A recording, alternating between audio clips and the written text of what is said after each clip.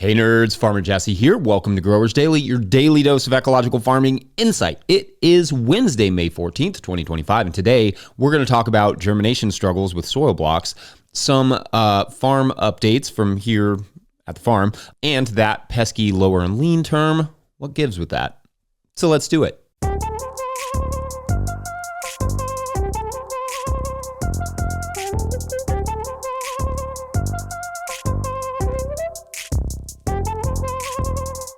All right, so happy Wednesday, everyone. I hope you all are having great weeks so far. Here, it hasn't been raining as much as it was, but it has still been raining a little bit basically every day, which provides for bizarre stop-start work days. This was particularly annoying yesterday as I was having fun smashing down some tall winter grasses around our newly planted orchard and had to stop for the rain. I don't really know how well this is going to work, and it honestly doesn't really matter. But the idea of just laying down the grasses in and around those trees and not having to plant it is pretty fun. To do so, I just drove over it with our mower since I was out in the garden mowing anyway and laid it down flat. But again, like I said, my fun was kind of cut short by the rain, which I think was particularly uncool this time because I was having a lot of fun. I was like mid-wee when it happened. Anyway, that area in particular was an old garden plot where I used to put down a lot of hay. So it makes sense that it would be super healthy and any grass that's there would be growing basically above my head and give me this sort of cover crop effect without actual cover crop seed required. Will be very cool to monitor that going forward, in case it needs more smashing. Very satisfying. Okay, so I like to take one day out of every 2 or 3 weeks to just sort of catch you up on what all we have going on around the farm here in Kentucky, Zone 6B, that isn't just my whimsical grass smashing. First, all that rain we got earlier was definitely both rough and it greened everything up really fast. But on the rough side, I didn't have a ton of damage, but it certainly slowed us down and even had a couple tiny gullies created, some of which were in places where there was a compost mulch, which is frustrating to kind of see the mulch wash away. Like I said, though, it also slowed us down, meaning I'm a bit behind on prepping beds. So that's largely what I'm up to this week, pulling tarps off, adding a small amount of compost, raking the beds, and then planting. I've also had to do a bit more cultivating already this season because last year, I kind of got a little bit behind on the living pathways, and well, that's not really an option if you're going to have living pathways. So effectively, I have some grass germinating in the beds where I have not had grass issues in the past, but that's fixable as long as you hit it early with a collinear hoe, or as is my preferred method, a stirrup hoe. The tunnel is coming along nicely. Tomatoes look good and healthy, slowly climbing up their trellises. The carrots are tasty as always at this time of year. Some of my favorite carrots are those sown in January through March, and these were Napoli sown in early January. They're not as tasty as the late summer / fall sown carrots that get that little bit of frost on them in October / November, but they're close. They're a nice close second. Summer carrots, well, they're fine, but definitely not as sweet, not as interesting, more vegetal, which isn't a surprise because carrots are a vegetable. I think of summer carrots more as grilling carrots. Like I mentioned last week, I got our field peppers in, and Hannah spent some of her Mother's Day getting some of the flowers planted, which is the best. I love me some flowers and the butterflies and bugs that come along with them. I've also got a ton of cover crop killing to do over the next few weeks, which I will probably discuss next week. Actually, I will definitely discuss it next week because I will be killing a lot of them next week. The biggest challenge right now is getting work done and getting harvesting done by myself while I wait for Hannah to be through with the school season. She's an art teacher to help out there. That balance of harvesting mixed in with planting and all the other work of a farm creates a constant tension. And I know I've discussed this before, but what we've found to be helpful is dedicating specific days to your harvest so that you know when it is not a harvest day. You better be getting some stuff done in the garden because on a harvest day, harvesting is all you're going to be doing for the most part. This gets back to that power of constraints on time thing, i.e. how it's important to have a quitting time every day so you make your work time more efficient. And the same idea applies to your harvest days. Have your harvest day be set so you know, 1, I cannot do anything else on those days. Therefore, 2, I better have everything ready so I can actually finish said harvest on harvest day. What the week looks like right now, but will change next week, is Monday send our lists out to our chefs or whatever, plus field work. Tuesday, harvest. Wednesday, field work and deliveries. Thursday, field work. Friday, field work. But next week, like I said, that will change because that will turn into a harvest day as well. It used to be when we were doing the farmers market, that schedule actually started in early April, where we were harvesting every Friday and Tuesday. In the summer, I would often have to tack on a Thursday morning or two as a harvest day, so we weren't, harvesting until dark on Fridays, and then trying to be fresh for market on Saturday. Because as the adage goes, nothing quite sells food better than a burnt out out, tired-looking farmer. That's not an adage. Nobody says that. The potatoes are looking good, though my first round from the slips, like the potato plants, has suffered.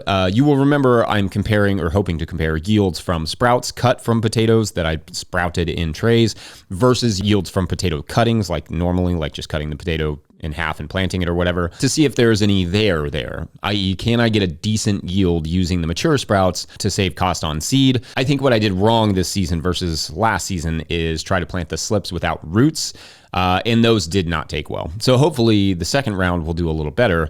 The second round that went in this week, obviously it won't make a like-for-like comparison really, because I'm planting them over a month later, but should still give me a good idea of performance, and I'll keep playing with this idea. If nothing else, it'll give me a slew of seed potatoes for next year. Got a warm few days coming up, but definitely looking forward to what appears to be several days in the low 70s, so like 21 to 22 degrees Celsius range. I can get down with that. How are things looking on your farms? Has the season started to pop off for you? Are you getting ready? Are you like deep in it and getting ready to slow down here in the summer like you down there in the South? In the US South, I mean. I'm enjoying seeing all the harvest photos on Instagram, by the way, so that's super cool. Keep those coming. Let us know how things are just moving along for you. Otherwise, we're going to take a quick break, and when we return, we'll troubleshoot a soil block and germination question. BRB.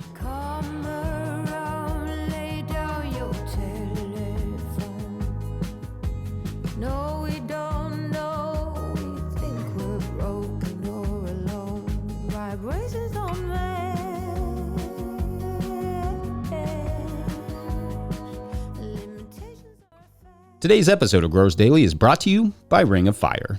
What if you could turn your brush problem into black gold? The Ring of Fire biochar kiln is your spring tool for soil transformation, converting woody debris into high-quality biochar in just hours. Biochar will kickstart your compost, retain water and nutrients in your soil, and provide habitat for beneficial microbes. Now $19.95 with flat rate shipping. Their spring sale runs through June. Don't wait to boost your soil and optimize your inputs. Visit ringoffire.earth/growers now to learn more.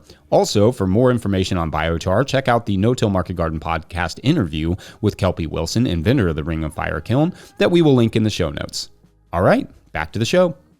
If you, the listener, are enjoying this podcast, getting even a small amount of value from it, consider supporting our work over at patreon.com/no-till-growers. I will try to get to questions from everywhere that questions come in, but I will always get to your Patreon questions. Now, today's Patreon question comes from Patreon member Madeline Shaw, who writes, quote, "Hi, thank you for all the great content. Glad to be joining the community here." Thanks, Madeline. I tried out a few trays of soil blocks last season, and I'm trying to slowly expand this year as I learn the ropes. It was exciting to find your podcast/channel this winter and see someone doing soil blocks on a commercial scale. One thing I found to be the most different from cell trays or wind strips is in the process of singling, transplanting sprouts from cells or blocks with multiple germination into cells or blocks with no germination. I've been a farm worker/farmer for 15 years, and I haven't yet found a way to ensure that there is germination in every single cell without way overseeding. Last year with the soil blocks I seeded 4 to 6 seeds per cell and just snipped all extra seedlings to leave one in each cell. But that seems costly seed-wise over time. So this year I seeded brassicas 1 to 3 per block the way I would in a cell or wind strip. So far, through experimentation, I've learned that singling, that's a fun word to say, singling, when the blocks have just been watered and are plenty soaked, helps. You can also squish them back together if they break apart at all. And doing it when the plants are still very small with less roots helps, but I'm definitely running into challenges with the blocks breaking apart, either as I pull out an extra seedling or try to dig down deep into an empty block to fill it with an extra seedling. Would love for you to share any tips, tricks, or however much of your process for doing this with soil blocks you're willing to. I'm guessing you have strategies and workarounds I haven't considered. Side note, if you ever hosted a workshop on soil blocking in person or ideally virtual, I would definitely attend. End quote. Okay, so great and interesting question. Thank you. I feel like I have done videos on soil blocking. I don't know, it's maybe been a while, and have done demos at conferences and such. So I will at least link the videos that I know of in the show notes. Now, based on your question, to me, it sounds like the issue is less an issue of soil blocks and more an issue of your germination conditions and or seed quality. What I mean is that you should be getting at very, very least 90% germination on every tray that you plant, no matter if it is soil blocks or cell trays or wind strips or whatever. And even that is pretty low for vegetables. If done right, there should be no need to thin or do singling, as you refer to it, which is a very fun word to say. Maybe if you were doing paper pot trays where those gaps can cause like a big problem in the field, then I could see it being worth it to occasionally, take multiples out of one block and put them in the other and correct those small gaps. But for the most part, I would not recommend spending time moving plants around in trays. Instead, my advice would be to dial in your germination situation a little bit more. So what that would mean is that you need to be keeping these trays somewhere with high humidity and the right temperatures and the right amount of light, or they will just have to be moved into the light ASAP. So you need to look at where you are currently germinating these trays and ask if it's too cold, too warm, or maybe just too dry or too variable, cold and then hot or whatever. Or maybe you're burying the seeds a little bit too deep with whatever you're using to cover the trays with. Either way, you should be able to just seed a single seed per block, almost regardless of what you're planting, except for things like cilantro, where you may want multiple plants per block or multiple seeds per block. For us on our farm, with the one exception to picking a plant out and moving it to another block, is things like tomatoes and sometimes peppers. But if you're gentle, it should not crush the block, in my experience. If that is happening, that may be a result of too much sand in your soil mix, which means it does not quite have the integrity to keep itself together. Now, I will also say that I don't care too much if I have a few empty blocks in a tray. Maybe I have a higher tolerance for that than others. I start trays assuming 2 to 5% may not germinate, because that's just the nature of seeds. But the soil block themselves should not really determine the germination unless they are just really mucky and offer no aeration element. And even then, the seeds will likely germinate. They just may not thrive. Germination is really just entirely up to the conditions in which they are kept and the quality of the seed used. So old seed or seed kept in warm, wet conditions will not be as effective. Now, I'm probably not telling you anything you don't know, but maybe there was something in there. You've been farming for a long time, so I'd be curious if you address any of those, if it would make any sort of difference. I hope that was helpful. Thanks for the question, and we're going to take a quick break. Then, when we return, lowering and leaning and learning. Be right back. Today's episode is also brought to you by FarmRaise. Still using QuickBooks for your farm's bookkeeping? You're wasting time and losing money. Farm finances can be overwhelming, but they don't have to be. FarmRaise Tracks is the all-in-one tool built just for farmers. Manage expenses, prep for taxes, run payroll, and plan for the future without spreadsheets or stress. Just clear, organized insights to keep your operation thriving. Thousands of farmers trust Tracks to make smart financial decisions all year long. It's time you did too. Use code NOTIL20, that's all caps, no spaces, NOTIL20 for 20% off the life of your membership at farmraise.com. Today's episode is also brought to you by Farmhand. I started a CSA to grow food and build community, not to drown in admin work. Spreadsheets, emails, and pack lists take up too much time. If I could spend less time at my desk and more in the field, that'd be a win. Enter Farmhand. Farmhand automates billing, newsletters, websites, and member support, saving CSA farmers 20 plus hours a week. Focus on farming, not paperwork. See how Farmhand can help. Book a one-on-one demo with founder Ari at farmhand.partners/no-till. That's farmhand.partners/no-till. All right, back to the show. All right, so the term lower and lean is one of that comes up a lot when people are discussing tomato production, almost exclusively as it pertains to tomatoes in a high tunnel, but not always. Other crops can do that too, cucumbers and whatnot that grow tall. If you are in a very dry climate where moisture on the leaves is not as much of an issue, which causes a lot of the blight issues here in very humid and rainy east, then it's possible that setting up a tall trellis and lowering and leaning the tomatoes could be worth it. But again, by and large, the term is associated with the high tunnel production, where the tomatoes will grow so tall that they hit the roof and then have nowhere else to go, requiring the grower to lower and then lean them to create more space for them to grow. So to back up, there are a few parts of this process. First is the type of trellis that you're using. If you just tie your tomatoes to a string that is tied to the roof of your tunnel, you cannot really, or at least not easily, lower and then lean them, meaning they are kind of stuck wherever you tied them. So the lower and lean system requires you to have a wire going through the length of the tunnel and a specifically designed mobile trellis system so you can move the tomatoes down that wire as they get taller. The type of trellis hooks that you use are important. I've used a few like the roller hooks, the tomahooks, and the clipper system, which I discussed last week and did a video about last year. And any of those can work, though I do prefer the clipper for ergonomic reasons. You can just stand there and you don't need a ladder. And alternatively, I would prefer the tomahooks for simplicity. Now, what the tomahawk and the roller hooks have in common is that they have extra twine on them.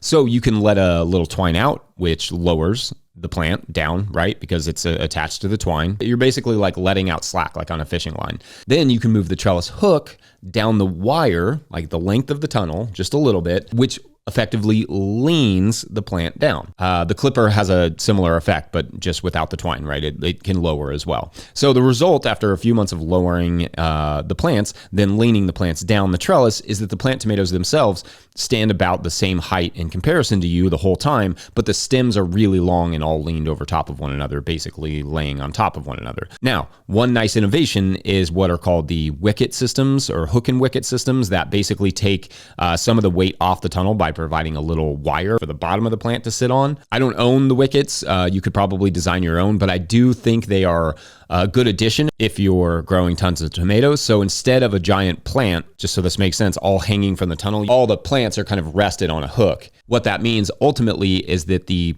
fruit stays off the ground and the plant itself stays off the ground, which is important for grafted plants. And it takes stress off of the infrastructure like the tunnel, because those plants can get like monstrously heavy. Monstrously. And that's kind of it. You were taking a tall plant and basically letting it fall closer to the ground and then guiding it down the tunnel instead of letting it just continuously grow into the roof. At the end, you just have to circle it back around, around the end of the bed, going the other direction in kind of like the world's slowest racetrack. And voila, they are lowered and leaned. Anyway, I hope that clarifies or perhaps creates more questions, which is fine too. Either way, let me know. For now, though, let's peace out Wednesday. Don't forget, we at No-Till Growers are now officially a 501c3, so donations, well, they are tax deductible and greatly appreciated. You can learn more about that in the show notes.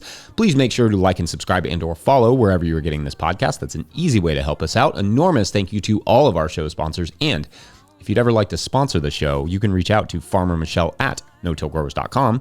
Huge shouts to Willie Breeding for the theme music, Mike Hilbert for the production help and editing, and the team at No-Till Growers. Also, shouts to Epidemic Sound for the background music that you can hear. One of these days, Mike's just going to leave that blank and I'm going to look ridiculous, and it will at least make me laugh. Pick up a copy of the Living Soil Handbook or the Seed Farmer at no-tillgrowers.com to support our work. Big thank you to everyone over at patreon.com/no-tillgrowers, where at a certain level, or if you just bump up from one level to another, or you sign up in the month of May, you get a shout out on the show. So big shout outs today to Alicia Arzate. Great. And Helen Stathers. Awesome.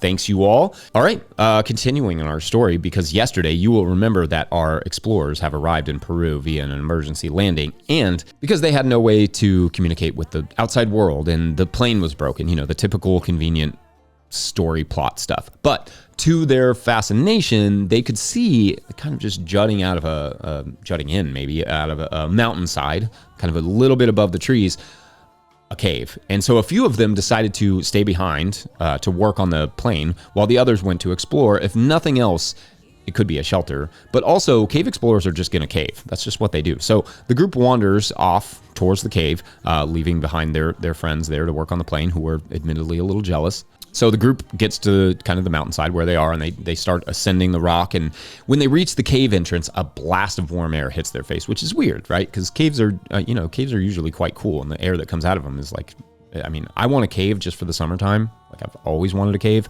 but nice cool air coming out of caves usually. But anyway, they all take note of that as they enter. They would soon discover why the warmth, though, and they would discover it the hard way. Anyway, that is for tomorrow on Cave Calling. I hope that name changes by the end of the week. But anyway, thanks for watching and or listening. We will see you tomorrow.